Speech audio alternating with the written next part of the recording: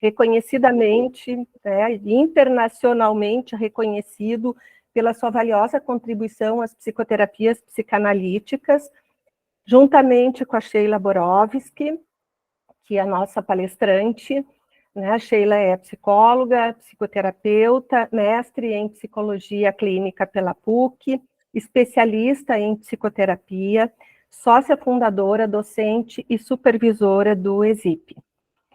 Eu gostaria de, antes de passar a palavra para a Sheila, de uma forma muito breve, né, relatar também para vocês como é que eu conheci o Fiorini, pela importância que ele teve na minha formação, não só como terapeuta, mas também como docente. Então, eu escrevi para realmente ser breve, para que a gente possa escutar, então, né, a nossa palestrante, esse encontro que foi muito importante com o Fiorini.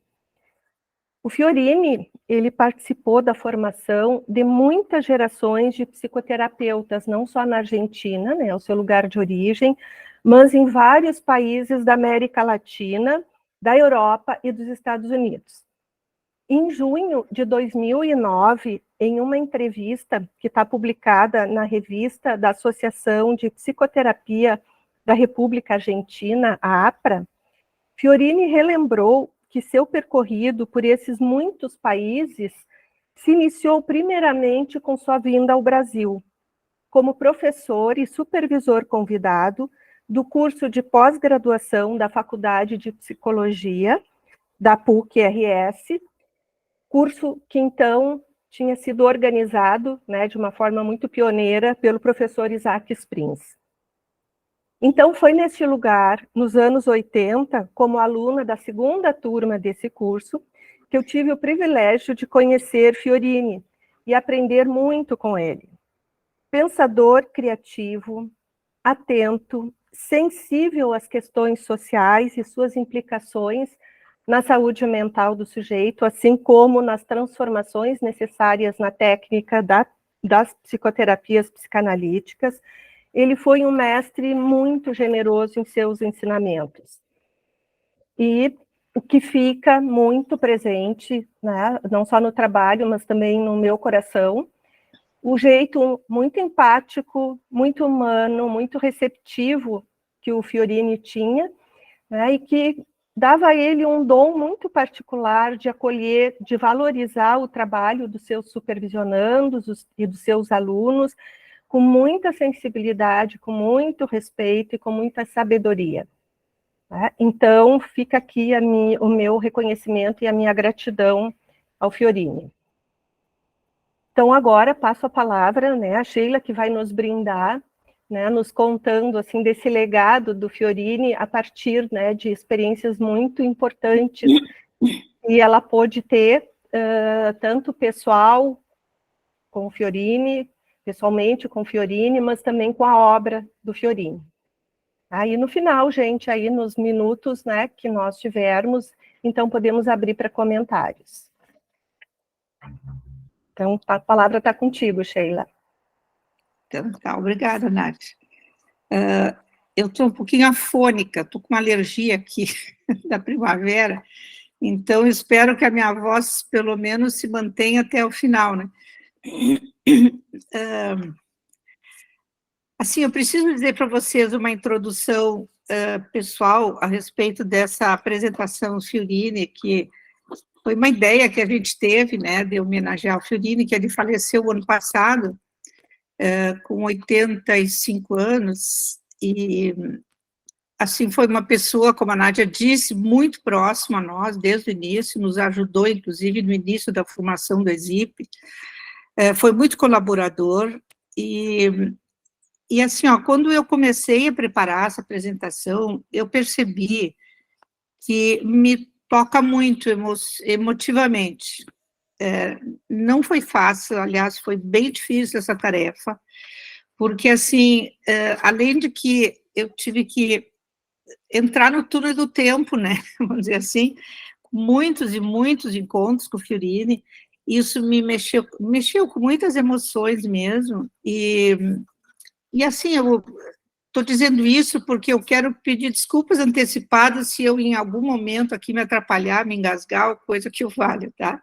Porque ele é mais do que um escritor, um mestre, um produtor de ideias, ele é, antes de tudo, assim, uma pessoa muito próxima mesmo minha, assim, a gente compartilhou, inclusive, vidas pessoais da família dele, da minha, então, imagine vocês, né, não é fácil agora eu trazer aqui para vocês de uma maneira mais objetiva possível, uma grandeza de pessoa, assim. Eu tenho a impressão que alguém queria falar alguma coisa, não sei se... Não? Bom, alguém levantou a mão. Então, essa introdução, assim, é para falar para vocês da minha emoção, né, que talvez eu não seja tão objetiva quanto eu gostaria. Mas, enfim, vamos lá, né? A gente também trabalha com emoção, né? Aliás, com bastante emoção. Então, assim, eu pedi para a Aline me auxiliar na apresentação dos slides, porque eu sou zero à esquerda com essa tecnologia, assim, eu me sinto um pouquinho mais relaxada. Então, o que eu fiz? Como é muitos dados, muitas informações, eu tentei resumir nesses slides, né? E alguma explicação eu vou acrescentando na medida em que a gente for passando os slides, tá bem? Espero que o tempo ajude, não a temperatura, eu quero dizer, o tempo de duração, né, do nosso encontro, que eu consiga ficar dentro dele, a Nádia já combinamos, vai me ajudando. Então, vamos passar? Tá, eu vou iniciar a apresentação, não esquece que eu não te enxergo, então o teu comando é de voz para mim, né? Ok, para certo. passar, para voltar, para o que tu precisar. Tá.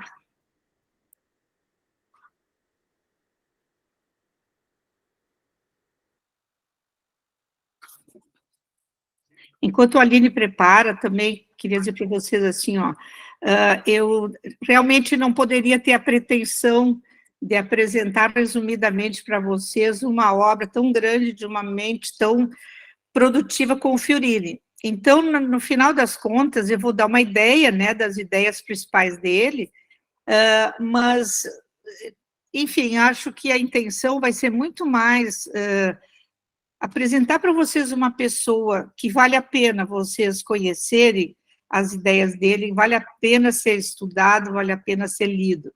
Então, tomara que esse meu primeiro objetivo, que é contagiar vocês para o estudo dos livros do Fiorini, mais do que tudo, é essa minha ideia, espero que eu consiga, tá? Aline, daria para aumentar um pouquinho? É que também ficam aparecendo os outros slides, né? Não sei como é que fica aí na... Para mim estava de tela cheia. Não está no modo apresentação. Ué, aqui estava. Deixa eu tentar colocar de novo no Talvez modo tu não apresentação. pegaste do PDF, porque eu mandei Não. uma apresentação. Não, tá no PowerPoint, ó. Vou botar... Aqui está em modo apresentação. O que vocês estão enxergando? Não, para nós não, Aline. Puxa. Por que será que ele não passa para o modo apresentação? Vou tentar por aqui, então. O Cláudio está dando uma ideia ali no chat. Eu não enxergo. Diz, Cláudio, qual é a ideia? Ajuda aí. Cláudio, tu está sugerindo que coloque no compartilhar a tela isso, eu acho. Ele está sem microfone. Ele está sem microfone. Mas ele estava sugerindo isso, que A compartilhar a tela inteira. inteira. A tela inteira. Ok, vou descompartilhar, então. E aí, vou compartilhar a tela inteira. Tá.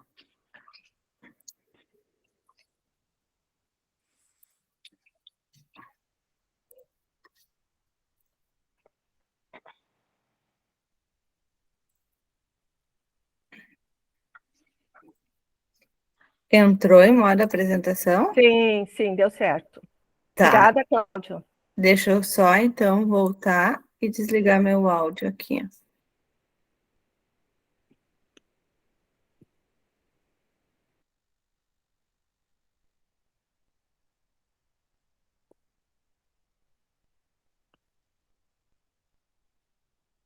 Tá tudo ok? Todo mundo enxerga? Bom, então é isso que eu disse, né? É a ideia de apresentar um pouco da história, né, do Fiorini e as raízes vitais do pensamento dele.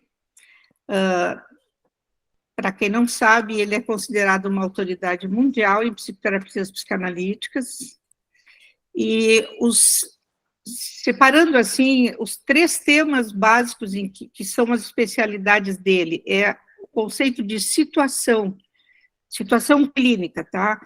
Grifando a palavra situação, a focalização, né, que é o foco, e os processos terciários, que depois eu vou falar um pouco, a propósito de um livro dele. Essa é, vamos dizer assim, a ideia original do Fiorini, uma contribuição original do Fiorini nas psicoterapias. Acho que podemos passar.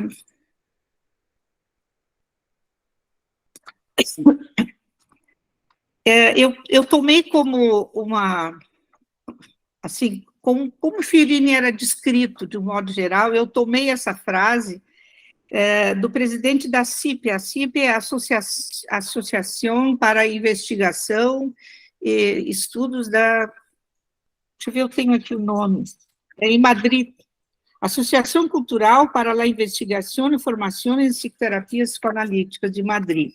É um grupo que se formou há uns 30 anos, mais ou menos, em Madrid, o Fiorini ia muito para lá, se formou com o Fiorini, e eles desenvolveram muitos estudos, né, em psicoterapia. E aqui, então, tem essa frase do Roberto Tartaglia, que é o presidente da associação, e ele diz: aqueles que conhecemos a Hector, eu traduzi, temos visto sempre este rosto, esses gestos, essas mãos, essa leveza no seu dizer, que o torna claro, porque nem todas as águas escuras são profundas, mostrando-nos um homem que nunca perdeu a sua humanidade, mas que a transmite e defende a cada momento, que contagia e que o constitui como um verdadeiro mestre, generoso e imprescindível. Então, achei que essa definição dele, assim, do Fiorini, para mim era uma definição que diz muito da pessoa dele, né? Vamos passar, Aline? Então, quanto às origens do Fiorini, eu coloquei alguns aspectos das origens dele, do início da infância, porque ele sempre disse que todas as experiências culturais familiares dele foram imprescindíveis, assim, foram determinantes para a pessoa que ele chegou a ser como terapeuta. Então, assim, era uma família de oriundos da Itália, tanto do pai como da mãe, né? E eles construíram uma comunidade no campo. Eram 19 famílias que fizeram uma espécie de uma comunidade, né? No campo, e eles tinham, assim, uma vida muito simples e muito regida pelo bem-estar do outro. Eles que isso foi uma coisa, assim, formadora na vida dele, que era incrível, como se uma dessas pessoas passava por algum perrengue, alguma dificuldade, todo mundo parava para ir lá ajudar essa pessoa. Então, era uma vida realmente voltada muito para o grupo, né? E eram famílias numerosas, vocês imaginam, né, 20 famílias, cada um, assim, com 10 filhos ou mais, né, então era um grupo bastante grande. Vamos passar adiante?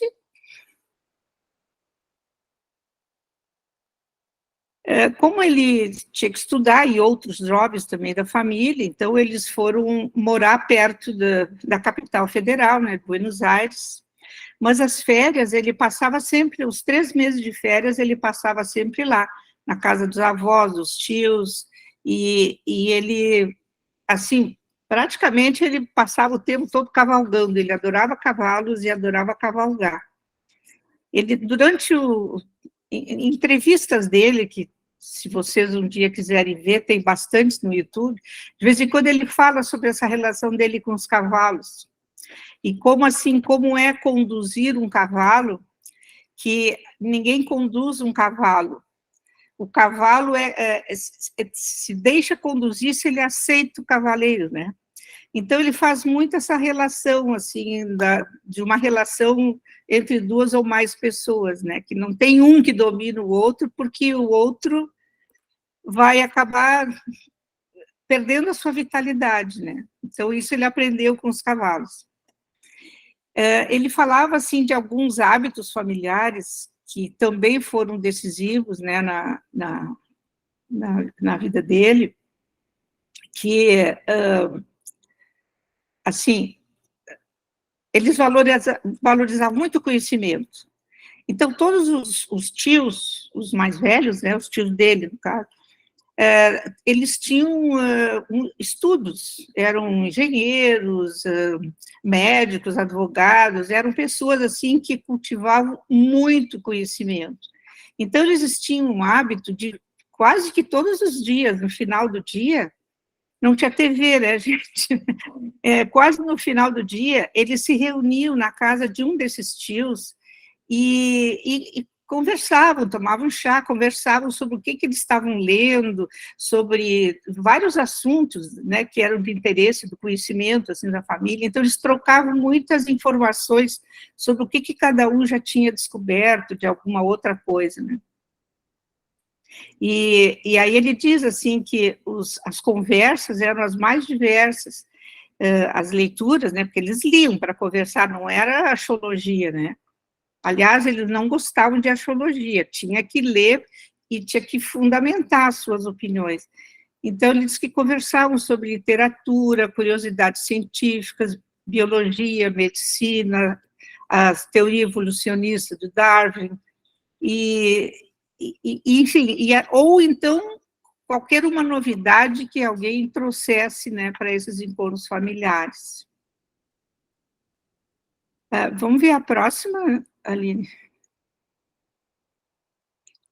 Algumas experiências marcantes, assim, o Fiorini, ele sempre foi uma pessoa, assim, muito aberto, a maneira de ser dele muito verdadeira, né, então ele gostava de falar, de contar coisas, e isso tem em alguns escritos também, de experiências que marcaram a vida dele. Uma delas é assim, ele era um desenhista espetacular, né, ele desenhava muito, desde que ele era bem pequenininho, e ele diz que ele sentia necessidade de usar o desenho, muitas vezes, para colocar no papel experiências dele que que era difícil de assimilar, então ele desenhava. E desenhava as coisas mais diversas, né? E na escola, quando ele estava aprendendo sobre a história universal, o professor um dia pediu que os alunos cada um trouxesse um desenho ilustrativo da história universal. Aí o filho disse assim, ele tinha assim, ó, álbuns e álbuns de desenhos, né? O que eu vou escolher? Aí ele levou todos lá e pediu para o professor, escolhe um aqui. O professor ficou enlouquecido, né, com aquele desenho, não acreditou que tivesse sido um menino, levou lá para o supervisor no distrito, supervisor de educação no distrito, que por sua vez acabou na Eva Peron, tá? E a Eva Peron ficou tão encantada, que ela criou um prêmio, e premiou o Fiorini por esses desenhos, e principalmente porque eram desenhos que mostravam muito conhecimento, né? Então, elogiando ele pelo estudo, pelo conhecimento, pelo desenho. E aí ele conta que quando ela entregou o prêmio para ele, ela o beijou. Aí ele disse que nem se lembrava mais por que ele estava sendo premiado, nem nada, ele só ficou incrível, fui beijado pela Eva Peron, e que isso foi para ele, assim, a glória da vida dele, nem era o desenho, né? Outra coisa que ele contava, assim, que de experiência marcante é que ele percebia que nesse grupo familiar, nessa comunidade, eles encaravam a morte de uma forma muito natural, que em um belo momento alguma pessoa não estava mais entre eles, e aí as pessoas começavam a lembrar, olha essa comida que a fulana gostava tanto, é mesmo, e olha, ela era engraçada, fazia assim, fazia assado. Então, eles contavam muitas coisas a respeito dessa pessoa, e não era, assim, um contar nostálgico, choro, assim, de choro, né? Claro que choravam no momento que perdiam, né? Mas depois eles mantinham sempre a pessoa presente através das memórias. E as memórias sempre vivas, né? Cada encontro familiar, eles traziam essas memórias entre eles. E ele disse que essa cultura diante da morte, que também foi algo assim que teve um peso bastante importante na constituição dele. Vamos passar, Aline? Eu estou vendo aqui o meu texto de apoio. Então, o jovem aspirante a médico. Agora nós já estamos lá, em Fiorini, lá pelos seus 17 anos, né? Ele disse que foi muito difícil para ele escolher a carreira que ele ia seguir, porque ele tinha uma infinidade de interesses. E os interesses e as vocações que ele tinha, assim, que ele sentia que tinha um potencial para desenvolver, eram literatura, arte, né? A sociologia, a filosofia, que ele sempre foi um leitor ávido na filosofia, a biologia e a própria medicina. Então, ele declarou que ele optou pela medicina influenciado por modelos na família, sem saber bem o que buscava. Mas as outras vocações não abandonei nunca. Então, essa frase fala muito do Fiorini em toda a sua vida, porque ele, então, fez a medicina, aprendeu muito, se dedicou à medicina, acabou escolhendo a psiquiatria, mas, vocês vão ver ali em algumas coisas que eu vou informar, ele sempre esteve percorrendo essas outras áreas juntos, e ele ia integrando, e no final das contas ele entendia que era isso mesmo que era o conhecimento. O conhecimento requer essa integração de muitas áreas, não só a psiquiatria em si, ou a medicina em si, né? Podemos passar, Aline.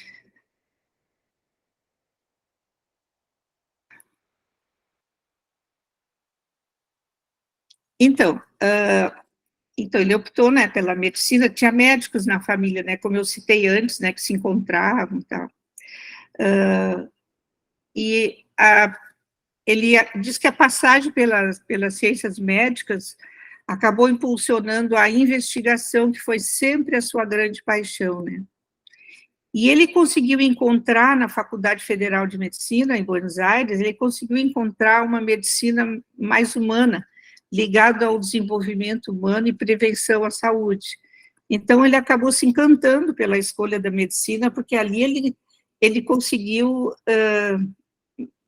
um lugar onde ele poderia se aprimorar, né, adquirir recursos para aquilo que ele sempre queria, que é em função de um grupo, ajudar as pessoas. Lembro como era aquela comunidade, né, na família dele, né? Ele diz que ele era tão encantado com todas aquelas disciplinas que ele passava o dia todo na faculdade, da manhã à noite, entre estudar, conversar com pessoas sobre esses assuntos todos, e ele tinha um grupo grande de pessoas, parece que umas 100 pessoas, mais ou menos, entre estudantes e professores, que diariamente se encontravam no final do dia, assim, para tratar de muitos temas. Então, era a medicina do CI, de UCI, a epistemologia de Jung, falavam sobre a Revolução Cubana, que na época era o que estava acontecendo, os planos da medicina social, a filosofia de Jung, que naquele momento ele ensinava a lógica simbólica, a filosofia da ciência a filosofia da ciência, que era do alemão Hans Reichenbach, que era um alemão que vinha para a faculdade, a convite da faculdade para dar aula, né? E também sociologia, história e muito mais. Então, assim, ó, os 5, 6 anos do Fiorini na medicina foram praticamente assim imerso, ele imergiu, né, em tudo que ele podia aprender daquelas pessoas que estavam ali trocando ideias e oferecendo conhecimentos, né. Vamos passar, Aline? Um grupo de 100 pessoas. Isso aí eu já falei, então, que eram os temas que, vamos dizer assim, que mais rolavam, né, nos encontros deles. Pode passar, Aline, por favor. E ele diz que em tudo isso, em todas essas buscas dele, sempre o mote dele era investigação. Ele era um investigador nato.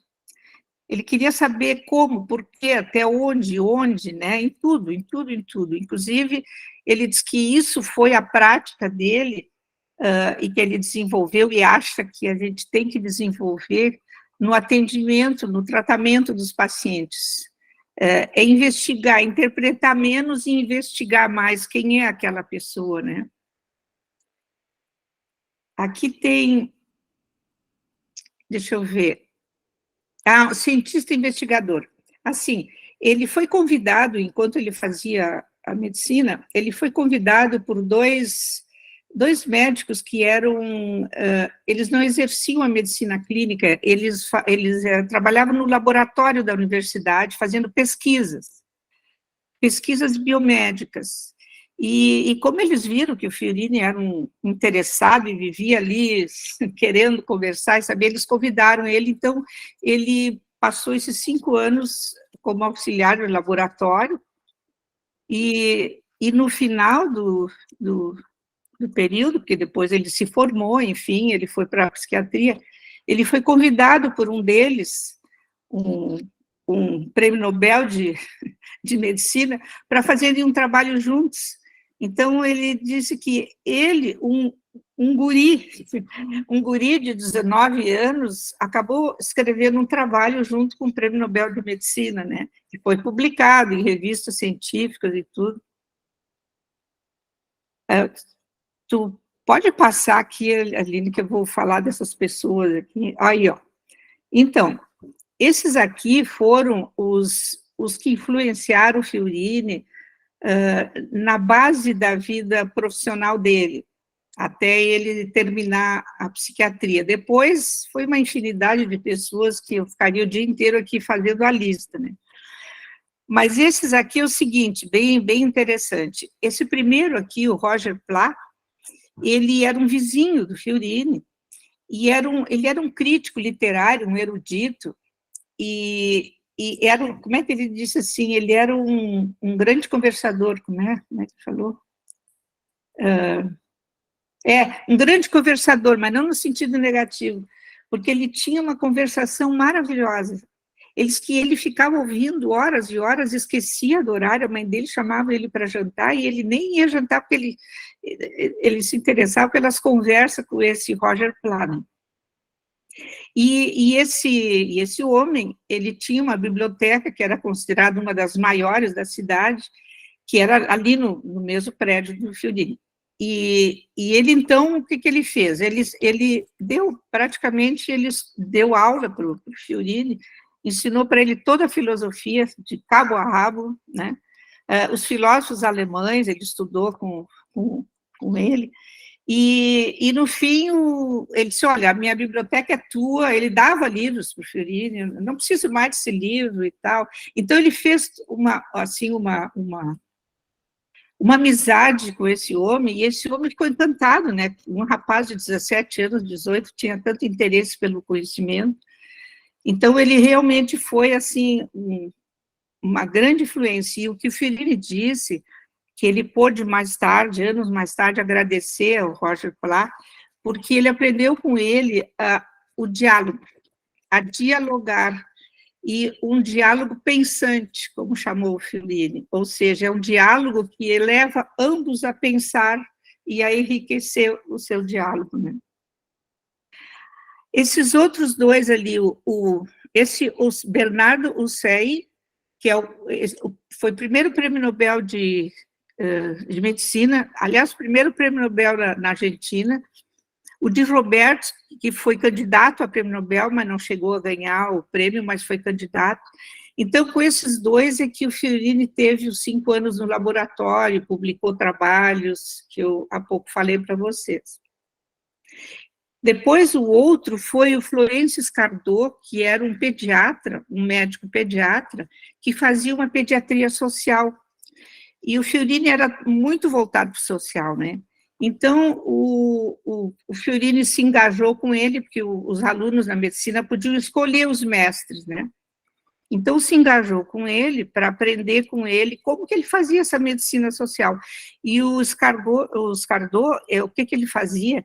Olha, ele alugava um ônibus e levava todos os alunos da medicina no ônibus, que ele pagava do bolso dele, para irem para as vilas, para estudar medicina, as consequências, vamos dizer assim, da precariedade de vida das pessoas de vila, né?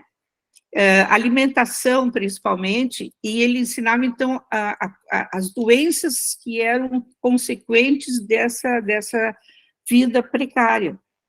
Então, claro que, no fim, eles acabavam ajudando até a tratar, né? E esse Scardot, ele dizia que se fizesse uma pediatria preventiva, os consultórios dos pediatras provavelmente iam esvaziar muito, né? E o Fiorini ficou encantado com isso, porque, novamente, ele encontrou alguém que pensava como ele. Fiorini, queria atender pessoas, assim, o máximo número de pessoas possíveis, e principalmente aquelas que não tinham acesso, né, a uma medicina mais cara, vamos dizer assim. Aí depois, quando ele estava ainda com esse pediatra no laboratório, ele conheceu o Maurício Goldenberg, que era um médico, que era o chefe de toda, não me ocorre agora o termo, não só do laboratório, mas do departamento de medicina do Hospital Lanús. E esse médico, esse Maurício, ele era um psiquiatra que tinha uma formação psicanalítica, e ele fundou, nesse Hospital Lanús, uma espécie de um departamento para atendimento psiquiátrico, que não havia, né? Só que não tinha muitos pacientes, né? E o pessoal pobre não ia para consultar. Então, o que ele fazia? Também ele fazia isso, o Maurício Goldenberg, e convidava, então, seus alunos, Fiorini ia, eles iam para os bairros pobres e organizavam times de futebol, faziam campeonatos, organizavam clubes, enfim, eles se inseriam nas comunidades periféricas pobres e levavam a ideia da psiquiatria para lá. E que, com isso, começaram gradativamente a fazer uma consulta no hospital, até que a demanda cresceu, assim, incrivelmente, né? E, lamentavelmente, depois, quando veio a ditadura, fecharam, né, esse serviço de psiquiatria. Então, esses aí foram, vamos dizer assim, imagine vocês, né, que mestres, né? Ele só podia querer beber desse conhecimento o dia inteiro mesmo lá na faculdade, né? Vamos trocar a lâmina? Bom, aí, quando o Fiorini decidiu, então, que ele ia fazer psiquiatria, ele entrou, então, na formação psicanalítica, e a APA, né, Associação Psicanalítica Argentina, ela tinha sido recém-fundada, né, pelo Pichon Rivière, Maria Langer, e, enfim, alguns outros. E ele diz que a maioria dos mais de 90% desses psicanalistas lá eram kleinianos, e diz que eram kleinianos ortodoxos, né? E houve um tempo lá, em algum momento, mais ou menos perto da Revolução para a ditadura lá, que o grupo lacaniano tomou muita força na APA, e eles que um fenômeno incrível, assim, que a maioria desses kleinianos ortodoxos passaram para uma ortodoxia lacaniana. Então ficou assim uma espécie de fogo cruzado na associação, com muita ditatoria, vamos dizer assim, né? Mas o Fiorini continuou a formação dele, e ele disse que ele resolveu continuar porque ele queria trabalhar com um aporte psicanalítico. E ele achava que ele tinha, como ele tinha o privilégio de fazer a prática hospitalar lá no hospital, né, Lanús, com todo aquele entendimento mais social, diferente, né, fora da ortodoxia, vou dizer assim, da APA, para ele diz que foi uma espécie de balanço em que ele pôde conciliar dentro dele, né, essas duas coisas. Mas teve um momento, ele diz, que foi tão ditatorial, assim, eu imagino que foi mais ou menos como as controvérsias lá em Londres, né, na Inglaterra, em que dois grupos se formaram e teria que ser ou um ou outro, e aqui na Argentina não havia um grupo intermediário que fosse forte, vamos dizer assim, né? Então, ele disse que naquele momento ele achou que não se interessava mais de ficar, e ele acabou saindo da APA, né? Ele foi um dissidente da Associação Psicanalítica, mas mais tarde, quando ele começou a desenvolver os trabalhos dele, ele foi muito convidado, assim, ele disse que a relação dele com a APA sempre foi de muito respeito, de muita troca, porque ele era convidado para fazer discussões de caso, numa ótica mais psicoterapêutica, né, como ele fazia. E a esposa dele, né, que acho que todo mundo sabe, a Letícia Fiorini, ela chegou a ser presidente da APA, porque ela se manteve kleiniana, né. Bom, então, e o que ele, nesse jogo cruzado em que ele estava, o que ele buscava? Afinal, o que ele ia fazer? Então, ele disse que ele ia atender um chamado dele interno, que sempre foi assim, ele queria buscar uma técnica que pudesse beneficiar o maior número de pessoas e com menor tempo, principalmente aquelas pessoas que não teriam acesso à psicanálise. Então, aí vocês estão vendo que o Fiorini já começou a se direcionar, né, para psicoterapias, né. Vamos passar, Aline?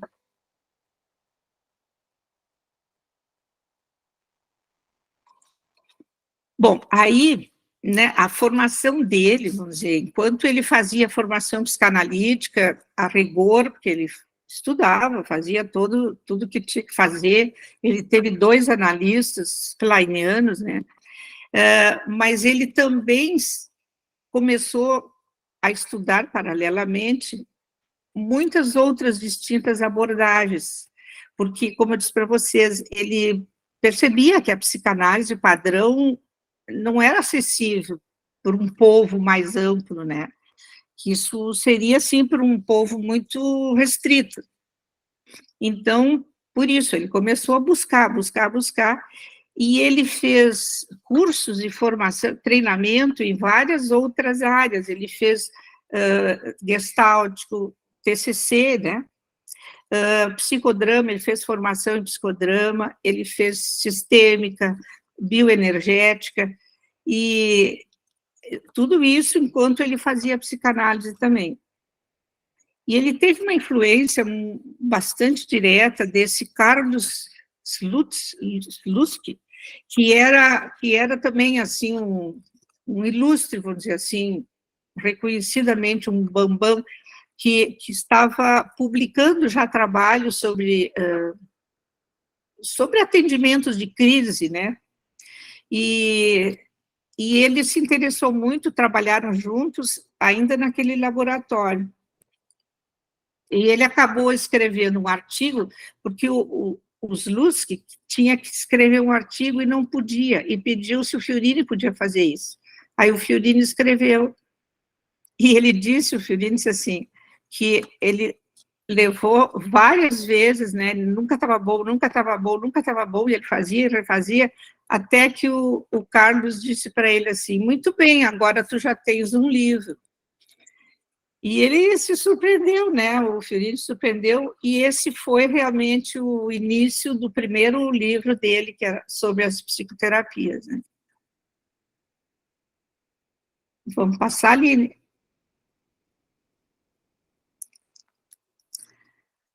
Bom, então, em 1976, né, deixa eu ver aqui o que eu tenho. Com a ditadura na Argentina, né, dentre tantas coisas, foi fechado, então, o hospital, a parte psiquiátrica do Hospital Lanús, porque o Hospital Lanús era um hospital geral. Vamos dizer que fosse tipo Hospital de Clínicas em Porto Alegre, que tem uma ala psiquiátrica, né, uma área psiquiátrica bem grande, e só que foi fechado. Por quê? Porque os psiquiatras e os psicanalistas começaram a ser muito perseguidos pela ditadura, né? E aí, então, o que eles fizeram? Eles continuaram estudando tudo que eles já tinham feito anos lá no Lanús, e livros e autores, né? Inclusive, muitos autores americanos, o Fiorini lia, e depois fazia contato com eles sobre psicoterapia breve, né? Que na época estava surgindo, assim, bastante espalhado pelo mundo, vários autores criando, vamos dizer assim, a psicoterapia breve com um enfoque psicanalítico, e o Fiorini, então, fazia contato com esses autores, trocava informações e tal, né? Mas isso tudo era um grupo clandestino, eles se encontravam, ele dizia assim, imagina 100 pessoas que tinham que entrar um por um lá de vez em quando, eles não podiam entrar em grupo, né? Que coisa difícil e que persistência, né? Mas então eles se encontraram e tal, e em 1978, então, é criado o CEP, esse grupo foi que deu origem ao CEP, né, que era um grupo que se dispunha a estudar as psicoterapias, ou seja, técnicas para atendimento de crise, para atendimento de pessoas que não poderiam fazer tratamentos longos, né, e então foi criado o CEP, e ele disse que no começo eram 100, no ano seguinte já tinha 200, e em 84 já eram uns 300 membros, né, no CEP. Então, o Fiorini foi um dos cofundadores, e com o tempo ele acabou sendo diretor, e no final o CEP, inclusive, foi dado o nome do Fiorini ao centro. É Centro Hector Fiorini de Estudos de Psicoterapias. Vamos adiante? Eu estou pulando um pouco aqui das minhas anotações para não ficar tão extenso. Como é que nós estamos no tempo? Quase no fim? Não, Sheila. São 8h16, precisamente. Tá? Então, tem um tempinho. Tá, então ainda tem um tempinho aqui. Eu agora vou falar um pouquinho, um resumo, né, do conteúdo de cada livro, para vocês terem uma ideia. Então, o primeiro livro dele, que começou com aquele trabalho lá que falei para vocês, né, foi esse aqui, Princípio de Psicoterapia, não, Teoria e Técnica de Psicoterapias, também pequenininho, né? Vocês conseguem ler? Teoria e Técnica de Psicoterapias, que é o livro assim, que ficou mais difundido no nosso meio. Esse livro é o seguinte, qual foi o propósito do Fiorini? ele não foi criador da psicoterapia breve, a psicoterapia breve já era desenvolvida na Inglaterra, nos Estados Unidos, em vários lugares, né? Mas Fiorini achou assim, muito interessante os princípios da psicoterapia breve. Aí o que ele fez? Ele pensou, vou tentar utilizar esses princípios e levar para o campo das psicoterapias a longa distância, né? Terapias extensivas. Então, foi isso que ele, vamos dizer, se dedicou, desde aí e até o fim da vida dele, aprimorar técnicas que pudesse não ser só breve, né? Claro que as psicoterapias breves, elas vieram para ficar e são excelentes, né? Mas ele achava que havia alguma coisa entre as psicoterapias de breve tempo, vamos dizer assim, e as psicanálises padrão. Então, foi quando ele começou a se desenvolver. Então, esse livro, né, ele teve origem lá no trabalho dele no Hospital Lanús. Ele dizia, né, vocês imaginem, a gente tinha, assim, 1 hora para atender 15 pessoas num sofrimento, em crise, o que a gente ia fazer, né? Então, tinha que encontrar e criar recursos para poder ajudar essas pessoas sem mandar todo mundo embora. Fora isso, ele também, como eu disse, ele leu muitos autores americanos, né? Alexander, Sifnos, Franco, o Mahler, se não me engano, era inglês, né? Bom, mas enfim, esses autores todos da psicoterapia breve. E ele escrevia para eles, porque naquela época não tinha celular, não tinha WhatsApp, ele escrevia, trocavam correspondência, né, porque ele lia o livro, fazia comentários e tal. Isso me fez lembrar muito o Winnicott fez muito isso, né? As conferências, os trabalhos que o Winnicott assistia, depois em casa ele comentava e mandava para o autor do trabalho, e uma coisa assim muito interativa e muito enriquecedor, né? Então, ele diz que nessa tentativa dele, neste livro, ele não quis criar nada, porque ele percebeu que havia muitas psicoterapias. A psicanálise, naquele momento, era aquilo com aqueles padrões, com aqueles princípios, enquanto que as psicoterapias breves, elas eram muitas, e, além disso, havia todas as psicoterapias não psicanalíticas, né? Essas outras, gestáltica, sistema, psicodrama, enfim. E ele, muito influenciado por Edgar Morin, que lançou a ideia do pensamento complexo, ele disse, mas a gente não pode tentar unificar, juntar tudo isso e colocar tudo numa única terapia. Então, a intenção dele era criar um campo das psicoterapias em que sejam validadas essas diversas psicoterapias, e que essas psicoterapias, né, de diversos enfoques, possam ser usadas não só pelo mesmo terapeuta, mas também pudessem trocar e se enriquecer em encontros científicos, enfim, sem precisar eliminar. Não, essa não, aquela não gosto, essa eu gosto. Então, essa também foi uma intenção dele neste livro, tá? Quando ele, então, cria esse conceito de o campo das psicoterapias.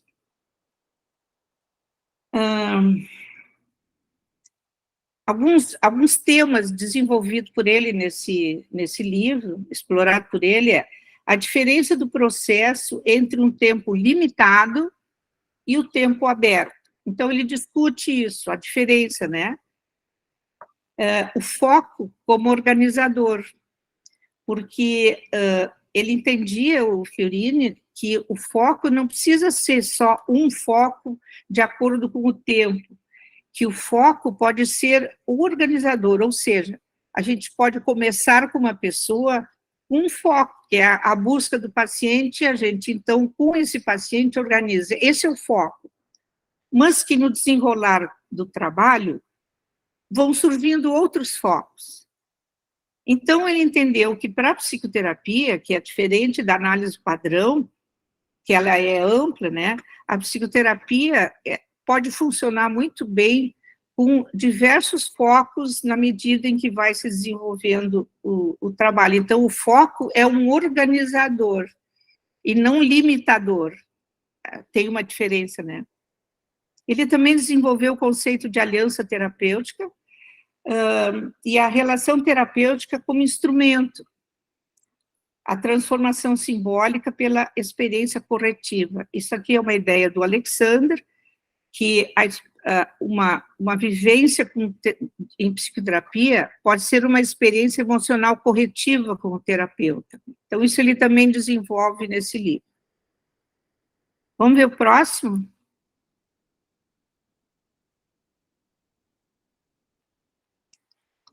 O próximo, então, é Estruturas e Abordagens em Psicoterapias. Então, novamente aqui, né, ele toma o Edgar Morin, né, que o Edgar Morin apresentou naquela época que o pensamento complexo passou um novo objeto da ciência, ou seja, a ciência não pode ser mais exclusiva, ela deve ser aberta para poder incluir outros enfoques na compreensão de cada fenômeno. Então, Fiorini ficou encantado com essa ideia, né? E ele passou a entender a psicoterapia dessa maneira. Então, nesse livro, ele apresenta o conceito de situação. Vocês lembram lá no início que eu falei, a situação clínica? Ele diz que esse encontro terapêutico é uma situação clínica para ser pensada a dois. E nessa situação clínica, ele inclui, Fiorini, a vida socioeconômica da pessoa, suas vicissitudes, né, de enfrentamento da vida, muitos filhos, pouco dinheiro, coisa que o valha, situações de emergência, cuidar de pais velhos, enfim, ele quis dizer que ele aproveitou toda aquela experiência do hospital, que as pessoas, muitas vezes, elas estão tão envolvidas, tão enredadas, né, numa situação de vida, que essa situação, ela entra para dentro do tratamento e tem que ser considerada, e não só o mundo interno, mas é o mundo interno que tem que se moldar ou se adaptar, vamos dizer, a uma situação de vida existencial, né? Então, o que ele diz? Que ali, né, onde incorporamos o objeto, o contexto situacional e mais o observador, que seria a gente, né, entramos num sistema complexo dele. Então, isso vai nos determinar qual é a situação em que a gente está trabalhando. Aí, então, ele diz que o processo terapêutico, ele deve se desenvolver numa rede de leituras entre aspas, articuladas em vários elementos, a personalidade do paciente, a situação de vida, os movimentos que tem de todo o ser humano, né, a criar situações alternativas, enfim, tudo isso entra dentro da situação. Vamos para o próximo livro. O Psiquismo Criador. Esse livro, eu considero, não só eu, né, mas eu, principalmente, que estou aqui apresentando Fiorini, eu considero, assim, um primor, uma preciosidade que muitas pessoas ainda não conseguem compreender. É um livro bem complexo. Não sei se a Suzana, que eu estou vendo aqui, te lembra, Suzana, que a gente tentou... Eu comecei a traduzir esse livro com a intenção de a gente publicar traduzido aqui, né, mas a Artes Médias se negou. Mas tive o privilégio de ter muitos encontros com o Fiorini, né, justamente nessa tarefa que eu estava de traduzir o livro. Então, nesse livro, deixa eu ver aqui, é uma ideia original, embora vou dizer, seja assim uma conjunção de muitos autores, desde Freud, né, inclusive Freud, Winnicott, Green, vários que ele cita, né, para ele chegar a essas conclusões. E quando ele começou a se interessar pela o que é o que dentro de nós que cria, né, ele levou uns 30 anos, olhem vocês que maravilha, pesquisando, estudando, entrevistando em todo mundo. Ele ia nos lugares, artistas, filósofos, artistas plásticos, escritores, poetas, e gente de alto calibre, assim, né? Não, ele sempre procurava pessoas mais criativas, destacadas, assim, né? Começando com Borges, né? Borges, Otávio Paz, ele estudou Rilke, Proust, claro, ele não se encontrou com ele, já tinha morrido, mas ele estudou muito Proust e foi atrás da vida dele. Então, o que ele fez? Ele, estudando todas essas pessoas, ele começou a estudar, só um parêntese, vocês já devem estar cansados, né? Tanta coisa que eu estou falando. Não sei se eu vou conseguir passar para vocês, porque é um livro bem complexo e o resumo não é tão fácil. Mas, enfim, vou tentar e vocês depois me perguntem se eu puder esclarecer. Ele começou a entender que havia áreas de tensão, né? Entre, claro, a saúde e a psicopatologia. E ele começou a explorar que áreas, o que havia, né, entre a saúde e a doença, que havia áreas de tensão, né. Ele acaba discordando de Freud sobre a pulsão de morte, e ele se identifica com uma pulsão que tende a produzir vida, que foi defendida por Ferenczi. Então, ele adota, né, essa ideia dessa pulsão de vida do Ferenczi. Ele mergulha em vários autores, né, que já haviam, de alguma maneira, referido processos terciários, e aí ele diz quem são, né, alguns deles. Moreno, né, que é do psicodrama, Peirce é da gestáltica, né, Winnicott, Hartmann, quando falou da zona de fora de conflito do ego, Green, Alexander, entre outros. E ele estudando esses autores que falavam de alguma maneira de uma área ali, né, fora das pulsões, aí ele chega a uma descoberta de um psiquismo inconsciente criador, e que ele diz que esse psiquismo, ele atravessa o domínio de todos os outros sistemas, como o cognitivo adaptativo e o sexual, mas com a força de pulsão.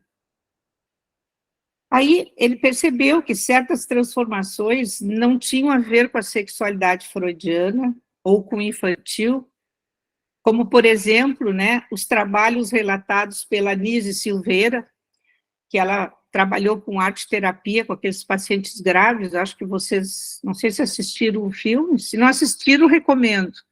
Né? Nise Silveira, como é que é o título do filme? Nise Silveira... é um filme brasileiro lindíssimo, que mostra muito bem isso, assim. Enfim, então, que há forças que operam no brincar, na criação e na saúde, e que não são da ordem dos processos dos sonhos. Então, Fiorini discordou, né, como outros autores do Freud, e ele diz, um sonho não é um poema, e um poema não é produzido pela sublimação da sexualidade, ou pela articulação dos processos primários e secundários, mas sim por ordem de processos terciários. Então, Fiorini passou a chamar esses processos terciários, ou seja, os processos primários do prazer e os processos secundários, que é a realidade do Freud, né? E ele diz que havia, então, um terceiro sistema, que tem a força de pulsão e que interjoga entre os processos primários e secundários. E ele disse assim, ó, e que Thanatos surge quando o sistema cognitivo adaptativo e o sexual ficam cindidos do sistema criador. Então, com isso, ele está concordando com o Winnicott, porque o Winnicott define a enfermidade como um bloqueio da criatividade, né? Então, ele faz toda uma intersecção com o pensamento do Winnicott, falando sobre essa questão. Então, ele concebe, né, o Fiorini, nesse livro, um sistema dentro do sistema psíquico dos processos terciários e propõe uma psicanálise aberta, que toma a ordem criadora como organizadora da teoria, da técnica e da clínica. Não mais a gente focar o determinismo psíquico no passado, na infância, tomar como compreensão, mas tomar como organizador da psicanálise esses processos terciários que levam uma pessoa a poder reinventar a sua vida, né? Não só se compreender, mas reinventar a vida. Aí ele diz assim, o campo das psicoterapias é aberto, ele é infinito, como é infinito a capacidade de pensar. Cada dupla está criando sempre. É um caminho que está sendo inventado sempre. Essa é a ideia de campo, terreno de diversidades que interactuam e dialogam entre si. Ou seja, se cada dupla cria aquele tratamento que é diferente com outra dupla, então isso é aberto, é infinito, né? Não, que ele acha que isso é impossível e que isso entre num padrão que sirva para todos os pacientes, para todos os tratamentos. Então, nesse livro, ele fala disso também, né? De uma psicanálise aberta. Depois tem um outro livro, vamos passar, Nádia? Nádia, não, eu já estou no fim, né? Sheila, vou aproveitar que tu me chamou para honrar a nossa combinação e a minha função aqui de mediadora, só para te dizer que a gente está se encaminhando para os 25 minutos finais, para tu te organizar, né? Tá. E eu sei que tem bastante coisa legal aí para tu nos contar.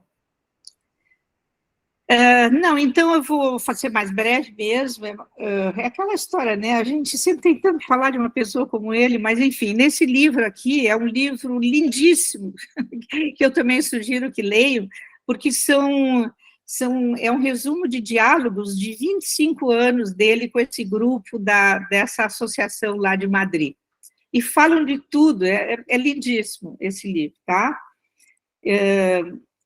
E depois tem o outro livro, que é o último ali, passa, por favor, ali. Novas linhas em psicoterapia psicanalítica, tá? Teoria técnica e clínica. Então, nesse livro, Fiorini, ele retoma, vamos dizer, tudo que ele já tinha escrito, né, nos outros livros, e ele acentua mais, ele não elimina nada, mas ele acrescenta, ele acentua esses processos criadores como uma espécie de bússola, né, para um tratamento, e ele enfatiza muito que a intervenção ela tem que ser, antes de tudo, empática, porque a interpretação, se ela não for empática, ela fica muito mais como uma operação do pensamento do que algo com uma conexão com o paciente, né? Então, é preciso que a pessoa utilize, o terapeuta utilize outras abordagens, outras intervenções, para que quando ele tiver em contato, aquele contato empático com o paciente, aí a interpretação será realmente benéfica, né? Ele também fala do processo como um encadeamento, ele também fala das intervenções verbais, que ele acha que também é muito importante que a gente faça outros tipos de intervenções e que a gente não dê uma interpretação para o paciente, que a gente faça intervenções para que o paciente faça o seu processo e de preferência, como disse o Winnicott, que o paciente chegue à sua interpretação, né? Bom, aí tem outras coisas, mas eu vou pular. Eu vou passar direto, então, para algumas coisas, assim, que eu diria, assim, pensando o que eu diria sobre o Fiorini, né? Isso sou eu, tá? A minha visão do Fiorini. Eu diria que o Fiorini era um anarquista pacifista, que defendia, exercia e respeitava o pensamento livre. Por que anarquista? Porque uma coisa que caracterizou o Fiorini toda a vida é que ele nunca se deixou envolver com uma dominação.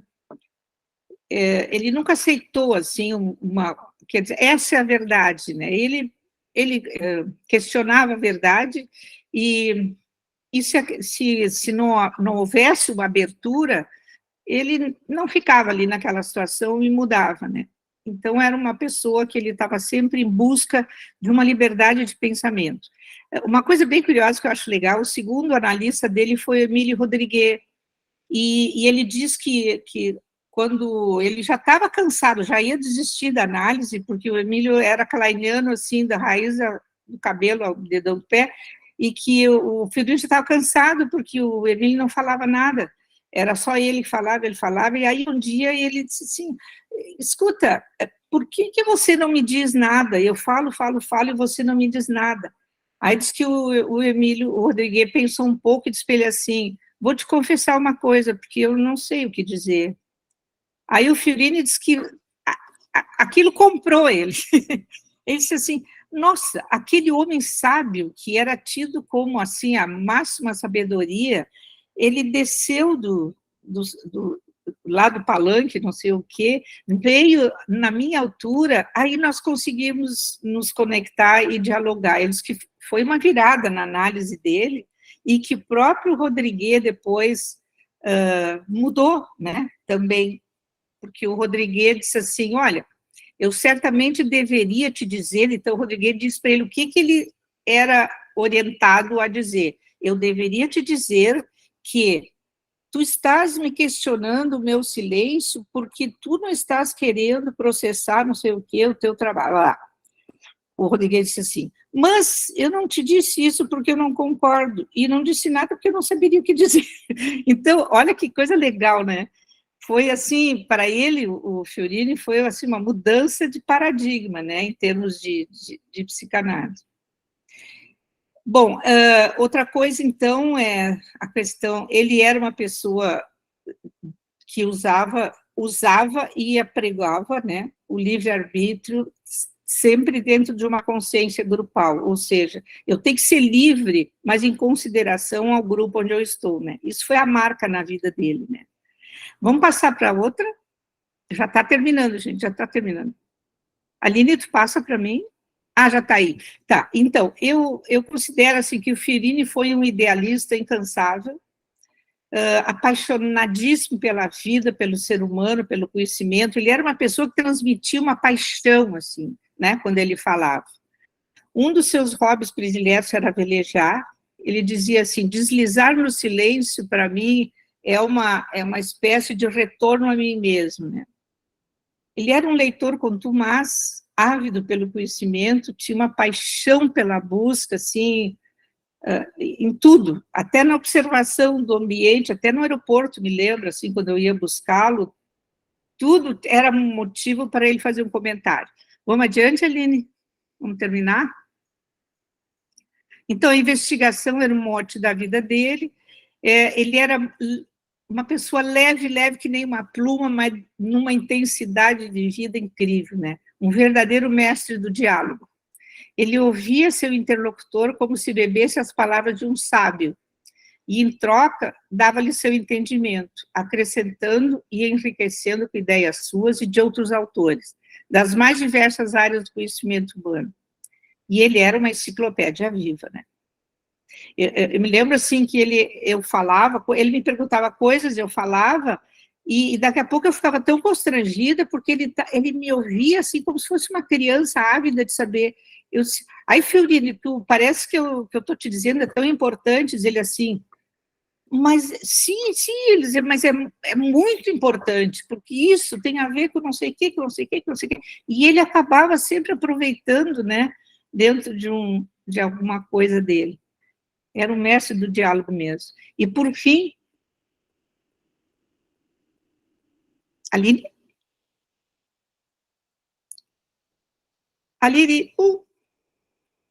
tá.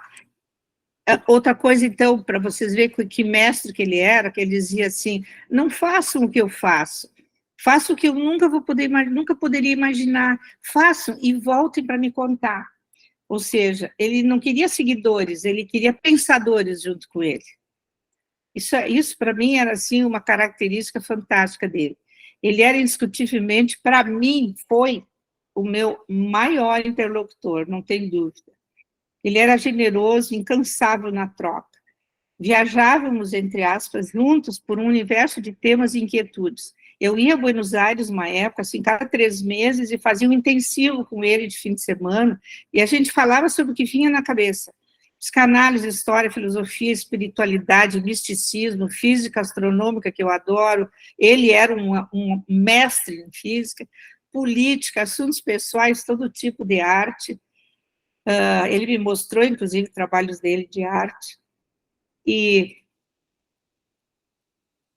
foi meu modelo na transformação de um pensamento assertórico e conclusivo para um pensamento aleteico, ou seja, um pensamento que permite entender o mundo a partir de várias perspectivas. Eu era muito assim, não, isso é isso. Com Fiorini aprendi assim, pode ser isso, o que tu achas, né? Uma coisa, vamos pensar juntos e tal, vai. Foi ele que me ajudou a mudar nisso. E vamos passar, não precisamos ler o outro. Então, terminando, né? Com ele eu aprendi que as ideias que devemos perseguir são as ideias livres, que era o que ele sempre dizia. E a última, né, Aline? Uma dedicatória do último livro que ele me deu.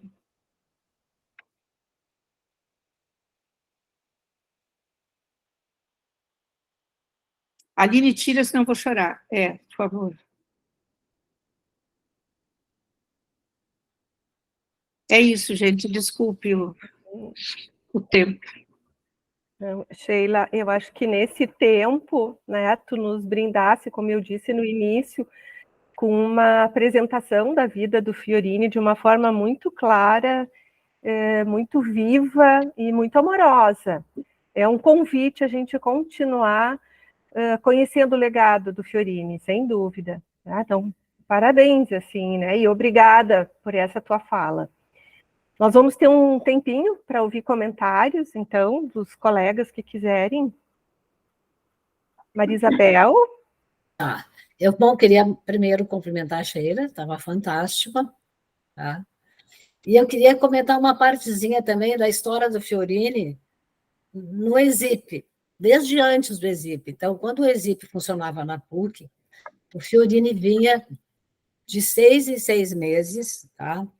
E ele pedia assim, que só levassem casos ou de pacientes histéricas, ou depois pacientes obsessivas, porque ele estava fazendo aquele segundo livro, que tem um manual de teoria e técnica dos quadros neuróticos, tá? Que tem obsessivo, narcisista, fóbico, histérico.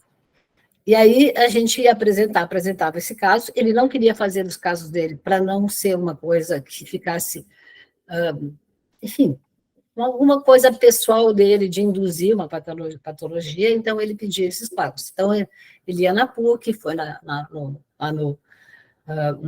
não no Conselho Nacional de Psicologia, e aqui no ESIP também, muitas das alunas que estão aqui assistindo, eu estava vendo os supervisores, uma Elisa Secheneski e outros, apresentaram também casos para o Fiorini quando o ESIP estava começando, né?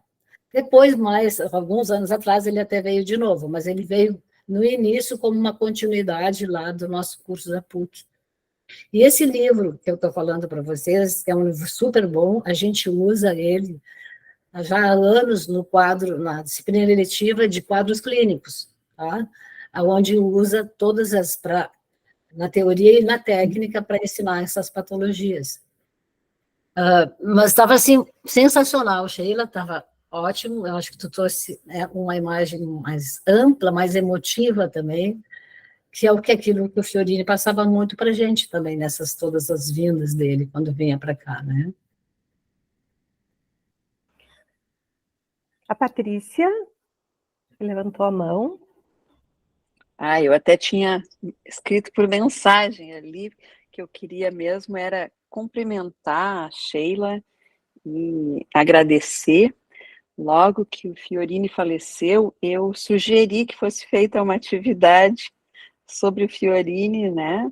E estou muito contente de ver isso se concretizando desta forma tão linda, tão rica, tão emocionante, que faz a gente se identificar por tabela através da identificação da Sheila, né?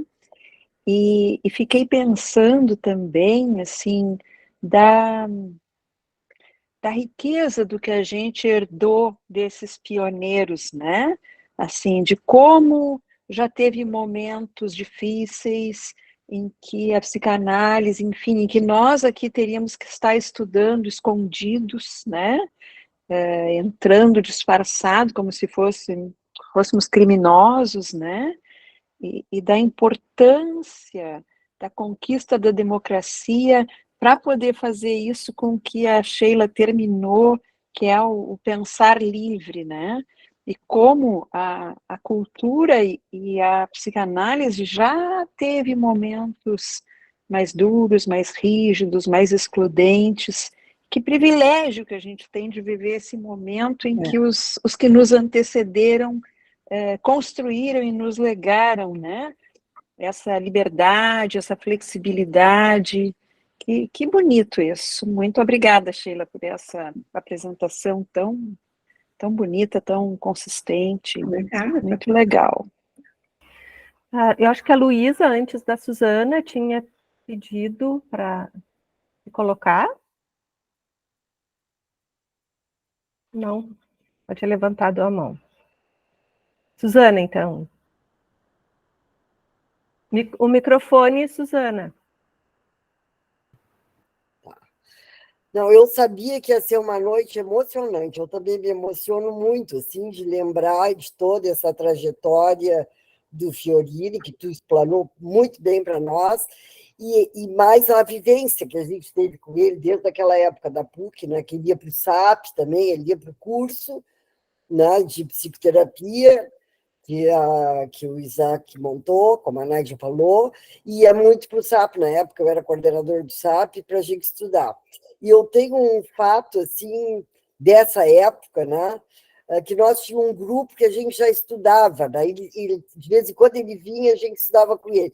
E eu me lembro um dia lá no meu consultório, que era eu, a Sheila, não me lembro mais, um monte de gente, e que nós estávamos estudando a Margarete Mahler. Então, e aí ele vinha e a gente discutia com ele, porque ele falava sobre tudo, né? E ele botou, tinha um quadro assim, e ele botou uma árvore toda ramificada. Aí ele disse assim para nós: vocês não vão muito adiante da psicanálise se vocês não estudarem mais o Freud. Lembra, gente? Isso é muito. De mal estava começando na psicanálise, né? Que se não estudarem o Freud, vocês não vão muito adiante. Aí foi que nós começamos. Aí pegamos o Fernando Guedes, né? Era o Fernando Guedes que nós fomos estudar Freud Anos, né? Anos, a Marisa aí estava nesse grupo também, entrou. Eu também. A Nádia também. Depois foi agregando, que a gente estudou muitos anos, né? E ele disse uma verdade, assim, né? Porque se a gente não tem uma boa fundamentação do Freud, por isso depois a gente no Exílio sempre introduziu o estudo do Freud, além do curso da formação, né? E eu acho que a Marisa pegou bem assim, faltou, que não ia dar tempo, né? Exatamente dessa vivência nossa com ele no Exílio, dele ter vindo para as jornadas, dos jantares que a gente fazia, das fotos, sempre foi excelente, assim. Então, e eu pedi para a Sheila, né, para fazer isso, eu até cedi uma reunião clínica para ela, para a gente poder ter esse legado, né, dela estar passando, porque a paixão e a amizade do Fiorini com a Sheila era impressionante. A gente via, né, convivia junto e tal, e é uma coisa muito bonita assim, de ver, né? Porque você sabe que a Sheila também tem esse pensamento aberto, é artista, é não sei o quê, então acho que foi, imagina, eu me lembro na época que ele faleceu, como ficou muito mal. E um outro dado que eu quase perdi esse teu livro com essa dedicatória maravilhosa, né? Pois é. É Ela verdade, me Suzana. emprestou o livro e depois disse assim: tu não vai me devolver? Sheila, já te devolvi, e procurei. E disse: ai, não achei aqui, tu procurei. E lá pelas tantas eu achei, estava comigo o livro dela, coitadinha, ainda bem que você ficou feliz da vida quando eu achei. E tem um outro livro que eu até vou aproveitar e dizer, eu emprestei para alguém do Fiorini, que tem uma dedicatória em 1,5 página, e essa pessoa não me devolveu, e eu não me lembro quem é. Coisa mais triste. Mas, enfim, né? Apenas... Mas, ai, Sheila, tu nos brindou com uma coisa maravilhosa hoje. Estou muito bom. Jussara? vocês são muito generosos. Jussara? Bom, eu também queria dar os parabéns para Sheila. Sheila não sabia dessa tua intimidade com o Fiorini, né? Mas muito legal. Eu ouvia falar do Fiorini pelo Isaac. Eu nem sabia quem era Fiorini, mas o Isaac me dizia: mas olha, tem um argentino e tal, que é muito bom, muito legal. Então é interessante porque eu estava nessa época de vocês estavam lá na psicologia na PUC, eu estava fazendo residência em psiquiatria no São Pedro, né? Mas como o Fiorini vinha digamos, um caminho à parte dele, ele não entrava muito na mainstream, na corrente principal da psicanálise ou da psiquiatria que a gente fazia lá no São Pedro na época, né? Então, eu não tinha acesso. Depois, eu com o Isaac, eu comecei a ler os livros, eu estava procurando o livro que a Marisa falou, das estruturas, que eu acho bárbaro aquele livro. É maravilhoso, é um guia para quem começa a trabalhar em psicoterapia. Eu tenho ele, não consegui achar, mas está aí em algum lugar, vou achar. Então, eu queria te dar os parabéns, Sheila, porque tu desse uma visão geral, e eu me lembrei muito do Bion, quando tu estava falando, porque o Bion também tinha essa questão do pensamento livre, né? E ele foi muito criticado na sociedade britânica, porque ele também não se enquadrava muito, né, junto com a corrente principal, digamos assim, da psicanálise britânica. Então, o Bion também tinha toda uma ideia, eu não sei o que o Fiorini pensava do Bion, nunca perguntei isso para ele, mas era também um livre pensar. Gostava muito do Bion. É? Sim, sim, sim. É que ele pegava aquilo que de cada autor, vamos dizer assim, dizia para ele alguma coisa, né? Dentro do que ele buscava, né? Então, Sheila, tu vê, isso aí, mas eu queria dizer assim, o livre pensar que ele propunha não era um livre pensar superficial, Não, era embasado, né, num grande estudo, em muitas leituras, e sim, para os nossos alunos jovens, a gente precisa conhecer, meu analista, o Meneghini, diz assim, vocês têm que primeiro aprender a fazer o feijão com arroz, depois vocês vão isso é verdade. fazer. Né? Mas era isso, o Fiorini tinha uma base muito, muito, muito sólida, né? Obrigada, Sheila. Obrigada a vocês também, Bar. Hoje, Sara, mas o Fiorini vinha nessa época para a psiquiatria da PUC, na época do Manuel Albuquerque. Uhum. Ele vinha muito para lá também. E na psiquiatria infantil também. Na psiquiatria infantil, eu conheci o Fiorini estudando psiquiatria infantil com a Lucrécia, com o Salvador Célia, onde ele era também um autor lido e estudado, né? E eu fiquei pensando que todos, depois de Freud, todos os que tiveram um pensamento original e que agregaram, seja Melanie, Winnicott, Bion, ou os mais recentes, sempre tem uma certa turbulência, né? Que é enfim, o introduzir ideias diferentes e que vão fazendo evoluir o pensamento, né? É verdade.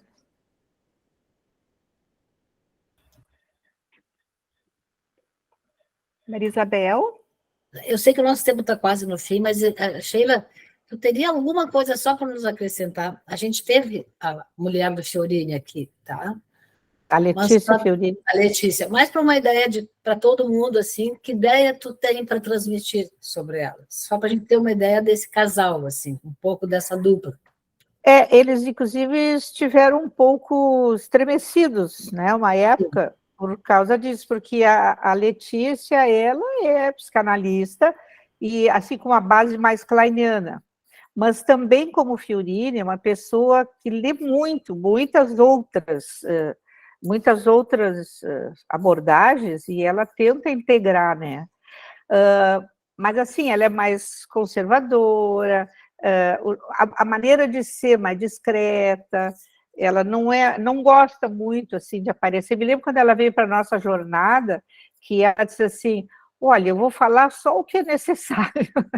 Ela disse, né? Eu disse, mas tu vai falar o que tu achares que foram importantes, né? E realmente, a maneira de ser. Mas é uma pessoa, assim, afável, querida, porque eu ia para a casa deles, me convidavam para jantar e tal, e ela, assim, era uma lady, sabe? Sabe aquela pessoa lady, assim, educada e tal. E o Fiorini naquela intensidade dele. Assim. Era um casal que eu para mim, estavam ótimos juntos, um se complementava ao outro. Patrícia? Não, só para agradecer para a Sheila, eu nunca tinha me dado conta que a Letícia era esposa do Fiorini. Nunca tinha juntado que a Letícia gosta do Fiorini. E ela na psicanálise, na IPA, eu diria que ela é uma livre pensadora, né? Ela estuda temas, vamos dizer, ela tem um livro que é sobre o feminino do ponto de vista do pensamento complexo. Isso ela estuda gênero, vamos dizer, parentalidade e toda essa questão de sexualidade e gênero, toda essa questão complexa de gênero, transgênero, toda essa questão que não é para qualquer um abordar assim, né? E ela aborda do ponto de vista da complexidade, do pensamento complexo. Então, ela não é vista na IPA, na psicanálise, como uma conservadora, ela é vista, pelo contrário, como uma livre pensadora, assim, né? Que beleza de casal, nunca tinha juntado, né? O Fiorini com a Letícia, obrigada, adorei esse casamento. Ela foi recentemente, ela que era coordenadora das produções científicas da IPA, né? Eu não sei como é que é o título, não é coordenadora, como é que é... Enfim, ela era responsável, coordenadora científica, ou presidente científica, não sei o quê. Ela é super respeitada, muito ativa, muito consistente. Olha, um casal e tanto, adorei. Né? Legal. Bom, em função da hora, né, a gente gostaria de continuar conversando, como eu disse há pouco, né, a apresentação da Sheila foi um convite, a gente querer continuar conversando sobre Fiorini. Acho que foi um encontro realmente especial, atravessado de muitas emoções, né? Eu conversei um pouco com a Sheila antes dessa atividade, e não tem como a gente não se reportar a nossa história também, né? Por isso, eu no início fiquei meio atrapalhada, assim, porque eu estava também emocionada, porque me reportei lá no início da minha trajetória com o Fiorini. E esse convite, né, que eu acho que a Sheila deixou de continuarmos pensando sobre esse legado, eu acho que já foi aceito. A Letícia colocou ali no chat que teremos, né, o ESIP está oferecendo um grupo de estudo sobre a obra do Fiorini, então essa continuidade, né, eu acho que esse legado permanece. E eu aproveito a oportunidade, antes de a gente encerrar, para reafirmar o meu convite para a Sheila publicar na nossa segunda edição da revista do ESIP, essa homenagem, né, ao Fiorini. Fica aqui o convite. Posso abrir um vinho, hein? Deve! É muita emoção, agora escrever vai. Um espumante. Sim, Vem tomar com a gente, vem tomar com a gente aqui. Vou sim, em junho eu vou. Então tá, gente. Muito obrigada, Sheila. Uma boa noite a Eu todos. que agradeço a paciência de vocês e todos esses comentários aí maravilhosos. Um beijo.